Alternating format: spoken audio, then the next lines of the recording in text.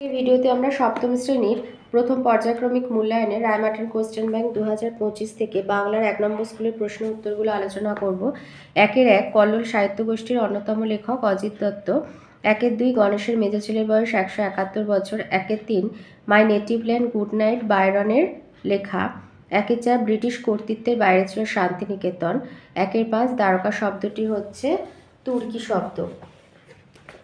2-1 দিয়েছে মাঠে যাদের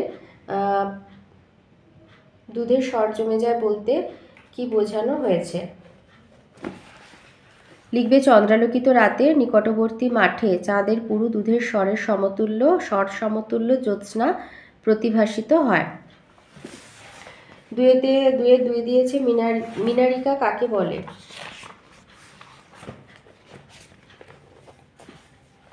এই যে মিনারেট বা মিনারিকা কি? মিনার হলো সুউচ্চতা বিশিষ্ট স্তম্ভ, মোচা বা শাখের মতো ঊর্ধ্বমুখী অবনত চূড়াকে বলে মিনারেট বা মিনারিকা। 2-3 দিয়েছে গণেশ অবাক এবং খুশি 2 হলো কেন। এটা বইয়ের 9 পেজে আছে। এই যে গণেশ অবাক এবং খুশি 2 হলো যখন তার একজন প্রাক্তন ছাত্র সাথে করে তার স্ত্রী এবং মাকে সঙ্গে নিয়ে এসেছিল, কারণ তার মা কবিতার ব্যাপারটা খানিকটা জানে এবং ওই প্রাক্তন ছাত্রটির মা এবং স্ত্রী দুজনেই কবিতা শুনতে চায়। তো এই কথাটা শুনে গণেশ অবাক এবং খুশি 2 হলো। তাহলে লিখবে যে গণেশের এক প্রাক্তন ছাত্র যখন তার স্ত্রী এবং মাকে সঙ্গে করে গণেশের কাছে নিয়ে এসেছিল, কারণ ছাত্রটির মা কবিতার ব্যাপারটা খানিকটা জানে এবং তার মা ও স্ত্রী দুজনেই কবিতা শুনতে চায়, সেটা শুনে গণেশ অবাক এবং খুশি 2 হয়েছিল। 2-4 বলেছে পাখি সব করোনা রাতি পোহাইল পংক্তিটি কোন কবিতা থেকে নেওয়া হয়েছে। এই যে উদ্ধৃতাংশটি কার লেখা, কোন কবিতার অংশ? মদনমোহন তর্কালঙ্কারের প্রভাত বর্ণন কবিতার অংশ। 2-5 দিয়েছে মেয়েদের একটু লজ্জা থাকা ভালো, কে কাকে কথা বলেছে। আচ্ছা, মেয়েদের একটু লজ্জা থাকা ভালো এটা হচ্ছে তোমাদের মাকু বই থেকে নেওয়া হয়েছে। মাকু বইয়ের 2 পৃষ্ঠায় রয়েছে। এই যে রাগে আয়ার তুলতুলে গাল দুটো শক্ত হয়ে উঠল। ছি তোতা মানে আয়া, তোতাদের আয়া আর কি। তো আয়া তোতার উদ্দেশ্যে বলেছে যে এই যে ছি তোতা, মাস্টারমশাইয়ের কাছে আমাদের ঘরের কথা বলতে গেলে কি বলে? এই যে মেয়েদের একটু লজ্জা থাকা ভালো। তাহলে তোতাদের আয়া তোতাকে উদ্দেশ্য করে কথাগুলো বলেছে। তাহলে তোতাদের আয়া তোতাকে উদ্দেশ্য করে কথাগুলো বলেছে। 3-এর দাগে আসি। 3-এর দাগে 4 নম্বরের একটা প্রশ্নের উত্তর দিতে হবে। বলেছে গণেশ হো হো করে হেসে উঠে বলল। গণেশ কি বলেছিল? এটা বইয়ের 9 পাতায় রয়েছে। এই যে একদম লাস্টের লাইন। এই যে গণেশ হো হো করে হেসে উঠে বলল, যা তাহলে আর ভয় নেই, দুনিয়াটা বেঁচে যাবে, এই কথাটা বলেছিল। আর বলেছে তার এভাবে হেসে ওঠার কারণ কি? তার পরিকল্পনা যে সফল হয়েছে সেই জন্য সে হেসে উঠেছিল, আনন্দে হেসে উঠেছিল। তার এইভাবে হেসে ওঠার কারণ হচ্ছে তার পরিকল্পনা যে সফল হয়েছে, পৃথিবীকে বাঁচানোর পরিকল্পনা যে সফল হয়েছে সেটা জানতে পেরে সে আনন্দে হেসে উঠেছিল। আর এই হাসি হাসার জন্য সে কি পরিকল্পনা করেছিল এটা আমরা পৃথিবীকে বাঁচানোর প্রচেষ্টা মানে বাঁচানোর জন্য আর কি পাগলা গণেশ কি করেছিল সেইটা বলবো। এখানে এই যে আমি পৃথিবীকে বাঁচানোর চেষ্টা করছি, বক্তা কিভাবে পৃথিবীকে বাঁচানোর চেষ্টা করেছিল এই উত্তরটা আমরা বলবো। এই যে তার সেই পরিকল্পনাটা কি, এই যে বলেছে এই হাসি হাসার জন্য সে কি পরিকল্পনা করেছিল। এই হাসি হাসার জন্য গণেশ, এখানে যেহেতু 2 নাম্বার আছে তো আমরা এইভাবে বলবো যে গণেশ হিমালয়ের একটা গুহায় গিয়ে, আচ্ছা আমরা এখান থেকে বলবো যে গণেশ বুঝেছিলেন যে বিজ্ঞানের বাড়াবাড়ির যে একটা সীমা থাকা দরকার এ তার মনে হয়। তাই একক প্রচেষ্টায় কালের গতিকে উল্টো দিকে ফেরানোর ব্যর্থ চেষ্টা না করে গণেশ আশ্রয় নেন সভ্য সমাজ থেকে দূরে হিমালয়ের গিরিগুহায়। আর একান্ত নির্জনে ব্যতিক্রমী প্রচেষ্টায় গণেশ করতে শুরু করে কবিতা চর্চা, গান গাওয়া, ছবি আঁকার সাধনা।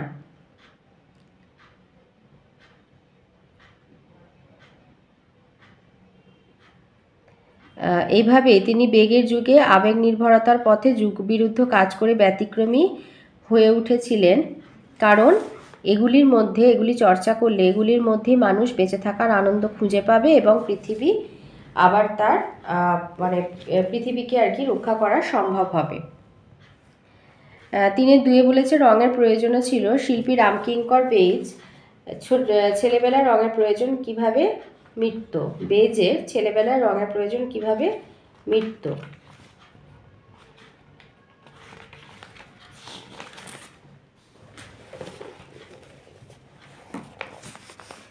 লিখবে যে কি দিয়ে শিল্পী রামকিঙ্কর রঙের প্রয়োজন মেটাতেন।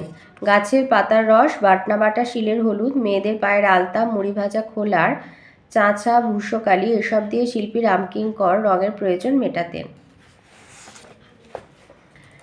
তিনি কিভাবে অয়েল পেন্টিং শেখেন?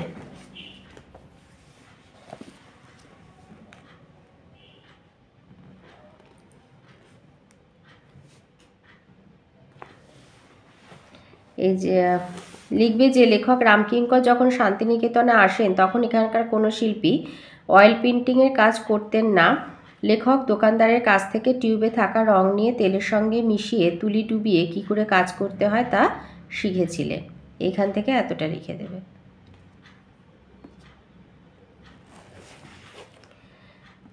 চারের দাগে আসি। 4-1 দিয়েছে বঙ্গভূমির প্রতি কবিতায় কবির মনের যে আক্ষেপ ধরা পড়েছে তা নিজের ভাষায় লেখো। এটা আছে 4 নাম্বার। তো এই উত্তরটা লিখবে যে আধুনিক যুগের মহাকাব্যের মাইকেল মধুসূদন দত্তের বঙ্গভূমির প্রতি কবিতাটি একটি গীতি কবিতা। কবিতায় প্রবাসে থাকাকালীন কবির দেশের প্রতি আন্তরিক টান ও ভালোবাসা প্রকাশিত হয়েছে। কবি তখন ইউরোপে, ফ্রান্সে যাওয়ার পূর্বে যখন তিনি কবিতা রচনা করেন তখন তার মনে প্রবল আবেগ দেশকে নিয়ে। তাই এই কবিতায় দেশকে মা সম্বোধন করে তিনি বলেন মা যেন তাকে মনে রাখে। মা মনের স্বাদ সাধন করতে গিয়ে যদি তিনি কোনো ভুল করে থাকেন তবুও মা যেন তার মন কুসুমকে মধুহীন না করেন। দেশমাতৃকাকে ভুলে তিনি যে প্রবাসী হয়েছেন এই দুঃখ থেকে তিনি বলেন ভাগ্যের বশে প্রবাসে যদি তার মৃত্যুও হয় তাতে তার কোনো খেদ নেই, কারণ তিনি জানেন জন্ম নিলে একদিন মরতেই হয়, কেউ অমর নয়। মা যদি সন্তানকে মনে রাখেন তবে তিনি যমকেও ভয় পান না। অবশেষে কবি বলেন তার তেমন কোনো গুণ নেই যা দিয়ে তিনি মায়ের কাছে অমরতা চাইতে পারেন। তবে মা যেহেতু সুবরদাত্রী তাই তিনি যদি একান্তই কোনো বর দান করেন তা যেন হয় দেশের মানুষের মনে চিরকালীন হয়ে বেঁচে থাকা।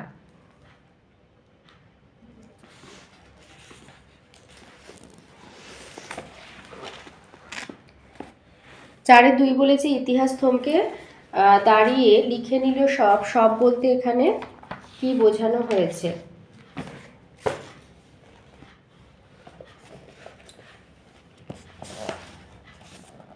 এই যে ইতিহাস থমকে দাঁড়িয়ে লিখে নিল সব বলতে এখানে কি বোঝানো হয়েছে? 21শে ফেব্রুয়ারি পুলিশের গুলিতে মৃত শহীদদের কথা এবং বাংলা ভাষার সম্মান রক্ষার জন্য মানুষের প্রতিবাদের কথা লিখে নিল ইতিহাস। ওর পরের অংশটা বলেছে তার ফল কি হয়েছিল। ইতিহাস এইভাবে যে লিখে নিল, লিখে নেওয়ার ফলে কি হয়েছিল এইখান থেকে লিখবে যে ইতিহাস থমকে দাঁড়িয়ে যেন লিখে রাখলো আত্মদানের সেই মহৎ কাহিনী। তারপরে পাখির কলতান ফিরে এলো, পুনরায় মুখরিত হয়ে উঠল বঙ্গজননীর দিক দিগন্ত। বঙ্গজননী এলেন বাংলা ভাষা নিয়ে বিজয়ী জনতার মিছিলে। এলো কথকতা রূপকথার মিষ্টি সুরের ছন্দে ভরা ছড়া। মিছিলের সঙ্গে যোগ দিল শৈশবে পড়া মদনমোহনের সেই দেশের কবিতাটিও। পাখি সব করে রব রাতি পোহাইল। বাগানে বাগানে আবার ফুল ফুটতে থাকলো। রাখাল গরুর পাল নিয়ে বের হলো মাঠে। শিশুরা নিজের নিজের পড়া নিয়ে বসলো অর্থাৎ মাতৃভাষার সম্মান অর্জনের জন্য 21শে ফেব্রুয়ারি স্বতঃস্ফূর্ত গণ আন্দোলনই আবার ফিরিয়ে নিয়ে এলো স্বাভাবিক বাঙালি জীবন। 5-এর 1 বলেছে পানুয়াকে আর তার সম্পর্কে তার দিদি এবং মাস্টারমশাইয়ের ধারণা কি? পানুয়া হচ্ছে তোতাদের আয়ার ছোট ভাই, পাশের বাড়ি তোতাদের আয়ার ছোট ভাই হচ্ছে পানুয়া।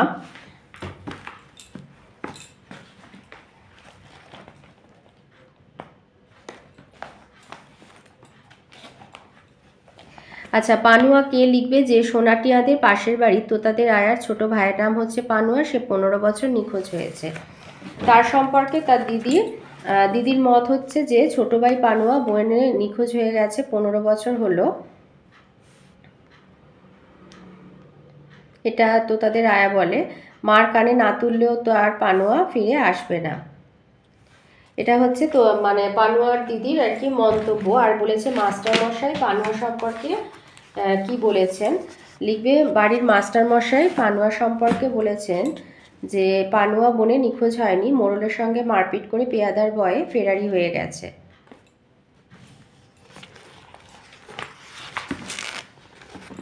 পাঁচের 2 বলেছে কেন পালিয়ে গেল গো? কে কেন পালিয়ে গিয়েছিল? আচ্ছা, কেন পালিয়ে গেল, এখানে কে এবং কেন পালিয়ে গিয়েছিল। কে হলো মাকু পালিয়ে গিয়েছিল, আর কেন পালিয়ে গিয়েছিল এই যে সোনা অবাক হয়ে গেল, টিয়া হ্যান্ডবিল দিয়ে চোখ মুছে বলল কেন পালিয়ে গেল। তখন ঘড়িওয়ালা বলছে যে পালাবে না। ঘড়িওয়ালা বলছে ঘড়িওয়ালা যেই পালালো অমনি ঘড়িওয়ালাকে খুঁজতে না বেরিয়ে ছাড়ে কি? এতটুকু এক কুচি লোহা কি টিন কি তামা কি পিতল কি সোনা কি রূপো যাই থাকুক না কেন, যতই না লুকোনো জায়গায় মাকু তাকে ঠিক খুঁজে বের করবে। ওর হাতের পায়ের নখের তলায় এক রকমের রাডার যন্ত্র লাগিয়ে রেখেছে ঘড়িওয়ালা। এখন নিজেই তাই টিনের বোতাম কেটে হাত ঘড়ি ফেলে ঘড়ি সরাবার যন্ত্রপাতি ছেড়ে কতগুলো কাপড় আর কাগজ আর কাঠ নিয়ে ফেরারি হয়ে ঘুরে বেড়াচ্ছে, একটা আলপিন তুলতে সাহস পাচ্ছে না। তাহলে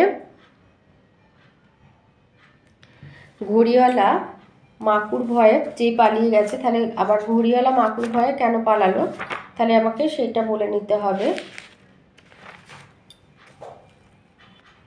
তাহলে এখানে কে পালিয়ে গেল? মাকু পালিয়ে গেল। এই যে ঘড়িওয়ালা ফেরারি হয়ে ঘুরে বেড়ায় কেন? মাকু ঘড়িওয়ালার কাছে বায়না করেছিল তার শরীরে হাসার কাঁদার কল বসিয়ে দিতে, ঘড়িওয়ালা তা করেনি। পরিদের রানীকে মাকু বিয়ে করতে চায়, কিন্তু তা ঘড়িওয়ালা হতে দিতে চায় না, কারণ মাকু তো যন্ত্র। অথচ মাকু সে কথা শুনবে না, তাকে দেখতে পেলেই জাপটে ধরে আবার বায়না শুরু করে দেবে। তাই মাকুর ভয়ে ঘড়িওয়ালা ফেরারি হয়ে ঘুরে বেড়াচ্ছে। তাই ঘড়িওয়ালা যে পালিয়েছে, ঘড়িওয়ালাকে খোঁজার জন্য মাকু আবার পালিয়ে গেছে। 6-এর 1-এ বলেছে রূপান্তরিত তদ্ভব শব্দ কাকে বলে? উদাহরণ দাও। রূপান্তরিত তদ্ভব শব্দ হচ্ছে অন্য ভাষা থেকে সংস্কৃত ভাষায় আগত শব্দ ধ্বনি পরিবর্তনের নিয়মের মধ্য দিয়ে অন্যান্য তদ্ভব শব্দের মতোই পরিবর্তিত হয়ে অনেক সময় বাংলা ভাষায় গৃহীত হয়েছে। এই জাতীয় শব্দগুলিকে রূপান্তরিত তদ্ভব শব্দ বলে। যেমন দ্রাক্ষময় হলো একটা গ্রিক শব্দ, সেখান থেকে দ্রম্য হলো সংস্কৃত, দম্য প্রাকৃত, তার থেকে দাম হলো বাংলা। 6-2 দিয়েছে একটি মুন্ডমাল আর একটি খণ্ডিত শব্দের উদাহরণ দাও। এটা তোমাদের ভাষা চর্চা বইয়ের 10-এর পৃষ্ঠায় আছে। প্রথমে আছে মুন্ডমাল শব্দ। মুন্ডমাল শব্দ হচ্ছে এই যে এখানে আছে, যেমন তোমার টেলিভিশন মানে TV, headmaster HM, very important person VIP, British broadcasting corporation মানে BBC। তাহলে BBC, HM, টিভি এগুলো হচ্ছে মুন্ডমাল শব্দ। ইংরাজিতে একে বলে অ্যাব্রিভিয়েশন, আর বাংলায় সুকুমার সেন নামে একজন পণ্ডিত এরকম শব্দগুলোর নাম দিয়েছেন মুন্ডমাল শব্দ। আর তোমার খণ্ডিত শব্দ হচ্ছে এই যে ফোন থেকে টেলিফোন, মানে টেলিফোন থেকে আর কি ওই ছোটো করে শব্দের বিশেষ অংশ বাদ দিয়ে উচ্চারণ করা হয়, এগুলোকে খণ্ডিত শব্দ বলে। টেলিফোন শব্দটা কিন্তু ফোন বলা হয়, বাইসাইকেল না বলে বাইক বলা হয়, মাইক্রোফোন না বলে মাইক। তো এইগুলো লিখে দেবে, দুটো একটি করে বলেছে। 6-এর 3-তে দিয়েছে তৎসম এবং তদ্ভব শব্দ দুটির অর্থ কি? আচ্ছা, তৎসম শব্দের অর্থ হলো তদ্যুক্ত সম। তৎসম তদ বলতে বোঝায় তার বা সংস্কৃত ভাষাকে, আর সম শব্দের অর্থ হলো সমান বা অনুরূপ, অর্থাৎ সংস্কৃতের সমান। আর তদ্ভব মানে তদ্যুক্ত ভব, তদ বলতে বোঝায় সংস্কৃত, আর ভব বলতে বোঝায় জাত বা উৎপন্ন, অর্থাৎ সংস্কৃত থেকে জাত। 6-এর 4-এ দিয়েছে বাংলা ভাষার আগত দুটি বর্মী শব্দ। বাংলা ভাষায় আগত দুটি বর্মী শব্দ তোমাদের ভাষা চর্চা বইয়ের 7-এর পাতায় আছে। এই যে বর্মী শব্দ হচ্ছে লুঙ্গি, ঘুগনি।